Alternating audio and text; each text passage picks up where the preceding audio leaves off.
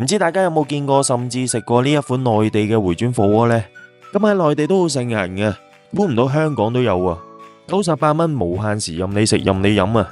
只要冇客等位嘅話，你就可以一直係咁食啊！今次我就親身嚟到睇下有啲咩食，順便拍片俾大家睇睇。睇片之前記得訂閱我哋 channel 啊，同埋撳埋鐘仔搶先看。呢間餐廳就好近油麻地港鐵站 A2 出口嘅，沿住彌敦道往旺角方向咁樣行啊，冇幾耐呢就會見到裕發廣場。咁4字樓就係呢一間火鍋店啦。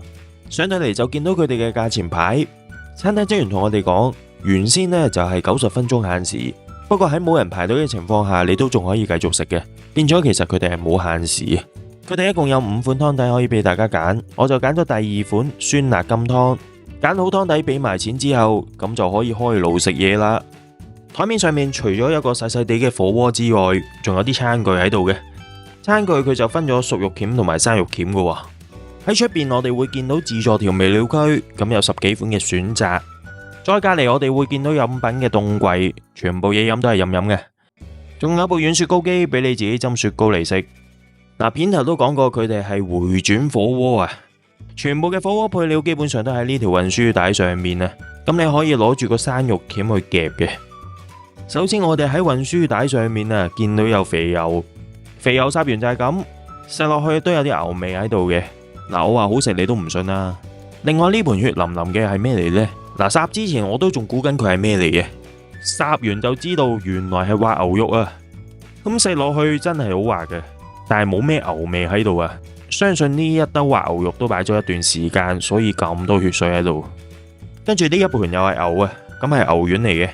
牛丸嘅賣相同埋味道，我自己覺得就冇咩特別，叫做入到口啦。嗱，依家眼前見到呢一兜，相信係切開咗嘅香腸嚟嘅。餐廳其實都幾有誠意，喺條香腸度都戒咗幾下。咁烚好之後，香腸就變咗朵花啦。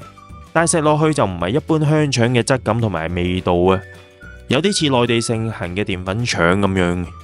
呢度仲有大大兜嘅鴨血，初頭我仲好擔心用個夾會夾碎啲鴨血，但係夾嘅時候反而又冇喎。佢哋嘅鴨血食落去都幾煙韌，同我想象中嘅口感係有啲出入。跟住就係蟹柳，同平時我哋見到嘅蟹柳顏色方面呢就偏紅少少，食落去就係普通蟹柳一條，冇咩特別。跟住呢一款喺內地回轉火鍋店，又或者係賣麻辣燙嘅鋪頭度都會見到嘅食材，叫做夾心仿蟹排。咁呢啲加工嘅食材我都唔建議食咁多嘅。唔知大家睇完呢一款食材，估唔估到係咩嚟呢？咁我自己食緊嘅時候都唔知係咩嚟嘅。後來我自己上網睇翻啊，原來係牛柏葉嚟嘅，食落去係爽口，但係同我一般認知嘅牛柏葉個樣呢就好唔同啦。咁我仲夾咗芝心丸嚟食啊，芝心丸裏邊嘅餡就係咁啦。呢款一串串喺內地叫做蘭花串，喺內地嘅麻辣燙啊、火鍋、燒烤等等嘅餐廳都會見到嘅。食落去口感同埋味道都似豆乾嘅。食到咁上下，如果需要加湯嘅話，呢度呢都有壺湯俾你自己加嘅。大家應該心照啦，呢壺所謂嘅湯呢，好大機會係植脂奶或者花奶再溝水而成嘅。跟住呢度我哋見到一條條嘅，原來係迷你版嘅油炸鬼。就算你煮耐啲，就咁食落去都係硬掘掘咁樣嘅。跟手我就發現有包紫色嘅麵，原來係紫薯麵。我喺淘寶上面都見到同款嘅麵，60包嘅價錢要36蚊人民幣。呢款麵我自己食落去呢，覺得係好難食嘅。不過都唔排除有啲朋友係中意食呢一款麵。老實講，佢哋蔬菜就正正常常冇咩特別，至少唔係難食先啦。如果連蔬菜呢一飯都難食嘅話，呢間餐廳唔使做落去噶啦。咁我目測佢哋蔬菜類嘅選擇都有8款咁多。佢哋仲有響鈴食嘅，烚佢3秒就食得。嗱，味道方面都係冇咩特別，叫做入到口啦。跟住呢款大家估唔估到係咩啊？咁其實切咗片嘅雞肉嚟嘅。食落去都仲會食到有少少雞味嘅。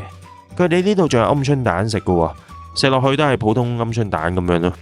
佢哋仲有其他嘅火鍋食材，例如依家見到嘅豬頸肉、煙鴨胸、海帶絲。原來佢哋仲有貝南瓜食嘅。佢哋仲有硬豆腐，咁夾起上嚟就冇咁易散啦。呢度我哋見到有粉絲添啊。嗱，食到咁上下，如果你想食生果，佢哋係有嘅。同埋頭先片頭都講過，佢哋有個雪糕機可以斟雪糕嚟食嘅。咁我就斟咗士多啤梨味嚟食啊。咁我拍攝當日嚟到呢一間餐廳，見佢嘅客人數量呢就唔算話好多嘅，午市都唔知有冇10個人嘅。唔怪之餐廳職員同我講，就算食超過90分鐘都係冇問題嘅。佢哋只要冇客人等位，仲可以俾你繼續食添啊！我去完呢間餐廳之後，喺 Facebook 嘅生意頂手轉讓群組度，意外地發現到呢間餐廳準備轉讓俾其他人啊！見佢嘅租金加埋雜費都成10萬蚊一個月，仲要計埋人工、燈油火蠟、食材嘅錢，加埋18萬甚至係20萬一個月都唔奇啊！睇翻呢個 post 嘅留言都好正路嘅，有啲朋友就話呢棟大廈本身就唔係旺場嘅地方，唔少朋友都話啦，10幾萬一個月其實好難生存到落去嘅。相信呢間餐廳短期內都會轉手，所以大家有興趣去呢間餐廳食嘢呢，建議去之前就打個電話問一問餐廳係咪仲開緊，以免白行一趟。多謝大家嘅收睇啊！如果中意我哋嘅影片，記得訂閱我哋嘅頻道，分享影片同埋讚好啊！如果對我哋嘅頻道有任何意見，歡迎大家喺留言區留言嘅。我哋下一集再見啦，拜拜。